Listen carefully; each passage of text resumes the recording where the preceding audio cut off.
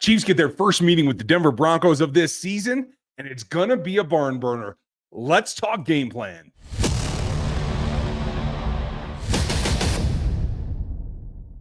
Welcome back, everybody. This is RGR Football. Ryan going rogue. I'm Ryan. If you don't know me yet, welcome in. Make sure you like, sub, and hit the bell. Dan and fam are off doing fun stuff, so it is just you and I today. We're going to talk game plan. Hey, and thanks for making sure that you check out Autograph tomorrow, where this content style is going to be exclusive. I'm going to do another video for you. It'll only be on the app. You just got to sign up for free. It's down below. Easy peasy, and you can get the exclusive content from RGR on Autograph. And how the Chiefs attack the Broncos, who are actually doing better than a lot of people had expected them to do. When you go back, and if you saw any of the preseason, like how I thought the AFC West was going to fall out, you got a lot of my thoughts on just who could be a challenger. And I said at the time, the Raiders are the worst team in this division, period. They will fall. And that is exactly what's happened. I said the Broncos and the Chargers could be pushing each other depending on how they adapt to their new situations. Well, the Broncos, I believe, are on the way up, and they are pushing to be one of those teams. How do the Chiefs deal with them? Well, it comes down to a few simple things that have to be executed well. And it starts and ends at the top. And I don't mean Patrick Mahomes this time. I'm talking about Andy Reid. Andy Reid admitted post-game last week after Monday Night Football that he didn't call enough runs in the first half. He had to go down that path and come back at halftime and say, oh, I have to get Kareem Hunt the ball again. Turns out that was the deciding factor in that ball game. There's a couple of others, but if you look at the play call and the breakdown, the progression of the game, it is about maintaining balance.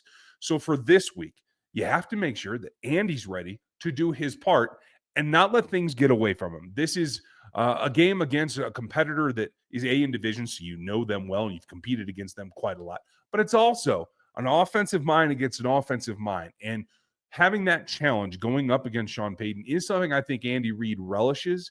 And he won't say it to you, but is something that he actually needs to get himself into the next gear as the season progresses. So it comes back to letting Kareem do what Kareem does. And it doesn't have to be him alone. I think Carson Steele has come along and added some good aspects. Obviously, he's not touching the ball as quite as much, and so he hasn't given the ball up. But when he has touched it, he's been very protective of it. He's done a good job. Samaje Perine, I think, absolutely, as advertised, fitting into this offense. And there's a lot going on with Clyde Edwards-Helaire this week. If you haven't seen the interview about what he's been dealing with, it does make you appreciate the fact that he's come back and he's back with the team and able to contribute should they need him at this point, given just how bad it was in training camp when we thought, hey, maybe we'd lost him for part of the season, if not all of it. So a lot to be garnered there. The run game has to play a critical aspect. Then it comes to this guy's group. And you got to love what Steve Spagnuolo has been doing. He has been all over it. And it really makes it hard for the opposing quarterback to get anything done when he's just dialing you up left and right and left and right. This week, I think they actually need to take a different tack. I think Steve Spagnuolo needs to concentrate on disguising and rotating coverage, particularly using dime, using as many DBs as he can get away with in order to confuse the quarterback that has been gaining ground, but I think still is out there and can be fooled and has to be fooled, to tell you the truth. This is what it comes down to. He will eventually become a more formidable opponent than he is right now for the Chiefs. Right now, he's a guy that is bucking the system in a number of ways, but in playing as well as he has been, a couple of things have stood out to me. And I went through and I combed through all the stats just really to scout the opposition this week, knowing that it was going to be me riding solo a little bit. And it's funny because when it all comes down, you take a look at what Bo Nix has done and what he hasn't done. And in terms of what Steve Spagnuolo wants to do, Bo Nix has actually been better under pressure than he has been when he's clean. It's very, very strange. There's 6 interceptions. 5 of them have been thrown when he wasn't blitzed. So for Spags, trying to rush him off of that spot, getting him moving, he is, I believe, a tempo thrower, a feel thrower like Patrick Mahomes is.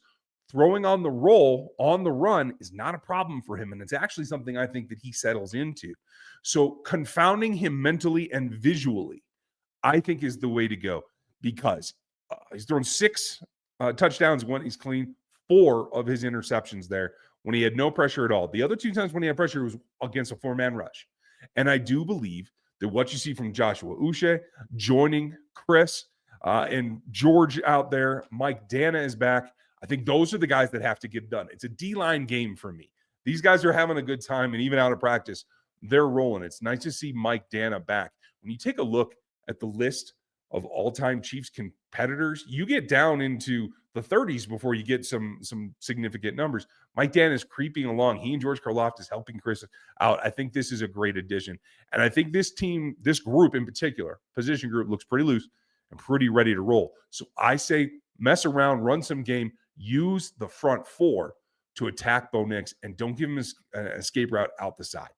I think that's what will happen, because get into the action with the best platform with the best Chiefs content all in one place. No fee tickets available all season long. The Replay gives you bite-sized news delivered every single morning right into your app. Claim your rewards just by doing what you already want to do and be a Chiefs fan. You can even jump into our exclusive chat room with us at halftime of the ballgame to get our content as well as the premium leaders here in Chiefs Kingdom. Check it out for free and download the Autograph app today. But on the offensive side, for number 3, it comes down to doing what you've been doing. I think it was very personal and very productive for Xavier Worthy to admit that he's just still thinking out there. It's still not natural. He's not playing fast yet. That's okay. I don't know that Rashee Rice was ready right at this point either. Rashee was just coming up on a bye week at this point last season, so he had a little bit different process. I think in another few weeks, Xavier Worthy will be able to just play a little bit freer, and that will make a change. In the meantime, he's learning bits and pieces from DeAndre Hopkins. Now, DeAndre actually, I think, still has a long ways to go in this offense. He's playing off of football knowledge right now. He and Pat have a chemistry. This is all backyard feel. When it actually gets down to knowing where everything's at and understanding the full breadth of the offense, which will come in the next few weeks, I think he's going to be even more dangerous. So it does come back to me that it's about simple touches. You don't have to feed him early. In fact, you should probably lull everybody to sleep. Concentrate on the running backs. Concentrate on Kels. Go through that. Let your guys like Watson, like Gray, like Xavier fill in some of the gaps. I do think there will be opportunity to go over the top, but I want to see kind of a duo pairing for Xavier Worthy to get a little bit more on-field education from DeAndre Hopkins. Not just asking him how he does things or things like that, but to actually go through, shadow him, and run paired routes that work off of each other. I think that's a great way to get Xavier going and capitalize on Hop. And that brings me to number 4 on the defensive side. And it does go back again to, what are you trying to do? Where are you trying to guard when it comes to the quarterback's natural tendency to attack here or there or back or forth? I think what becomes very clear to me is, if you are going to guard against something with Bo Nix, it's going to be on the right-hand cornerback's job, because if he completes deep passes, they're almost always to his left beyond the 20-yard range, that is. He's nearly 50% in throws like that. Falls off dramatically everywhere else on the deep side of the field. His map across the intermediate side is the opposite. He throws to the middle. He basically has a gradation that he throws best short to the right. He throws intermediate in the middle. He understands linebacker levels and safety commitments so that he knows where to place the ball. And if he throws deep and he completes deep, it's probably going to be to his left. So it's the right-hand corner. It's whether you're going to move McDuffie around. And I do think that is going to be very, very important. Who do you decide to take away? That's going to be an important one as well. Courtland Sutton went off last week. I do think that Troy Franklin has some star makings still in there. So whether Najee Johnson's ready to go or not, or whether you go back to Joshua, or whether you're playing CRW more, you just got to make sure that you're giving yourself the best chance to win. Get in there and mix it up. And don't play like this is number one team versus number one team. You're the better team. Go play like it. You got to take the attitude to it.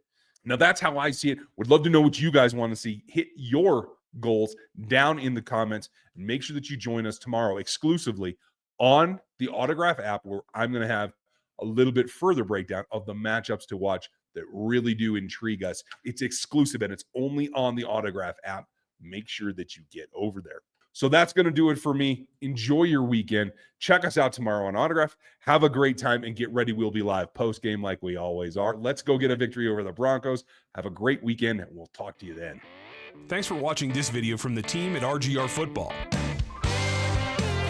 Click these videos to see more and subscribe to RGR Football.